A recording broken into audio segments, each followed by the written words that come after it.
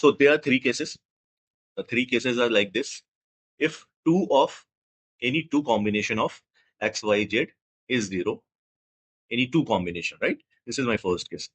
Any one of x, y, z is 0. And third case is all of them, x, y, z is greater than equal to 1, because we are looking for integral solution, right? Integral solution we are looking for, non-negative integral solution we need to find out here. Okay, how many non-negative integral solution are possible for this expression? X plus y plus z equal to 10. Mod of x plus mod of y plus mod of z equal to 10. Let us start, right? The first condition. The first case is what? We are saying any two of x, y, z is 0. So all in these, either x, y can be 0, x equal to 0, y equal to 0, y, z equal to 0, both of them 0, and zx equal to 0. So all these are three cases. In that case, whatever happens, we can find out easily, right? If x, y is 0, then z will have two values, plus minus 10, because it's a modulus. Then in this case, x will have two values, and in this case, y will have two values. So total 6 cases are there. Okay, so total 6 cases are there. In the second case, suppose one of x, y, z is 0, right?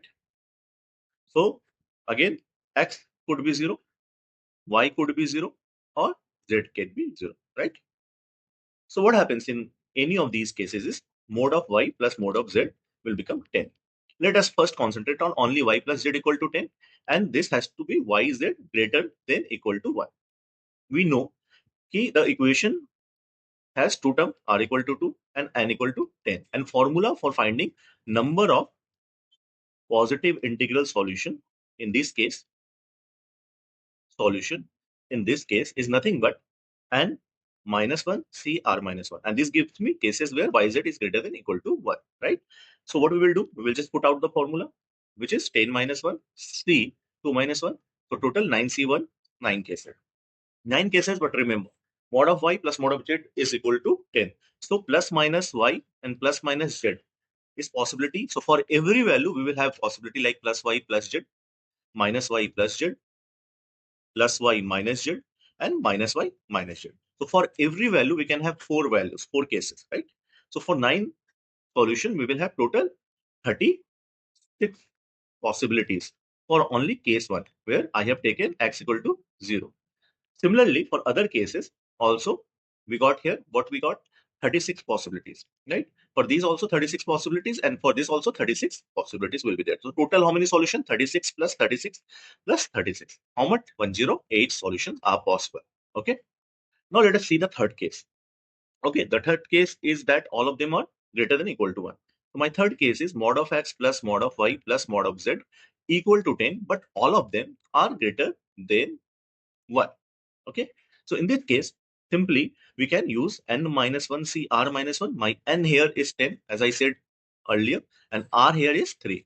As I said earlier, the solution can be found out by this formula, n minus 1 c r minus 1. This is a direct application of this formula. So 10 minus 1 c 3 minus 1, which comes out to be 9c2. Okay, I got 9c2. How many cases coming out? 9 into 8 divided by 2 factorial. Okay, and this is coming out to be 36 cases. 36 cases, but we know one more thing, that plus minus x for each value, you will have how many cases? Plus minus y plus minus z. So total 2 into 2 into 2, 8 possibilities are there for each value, right? 8 possibilities are there for each value. So how many total values are possible? You can see that 36 into 8 possibilities are possible here. So how much it is this? So this is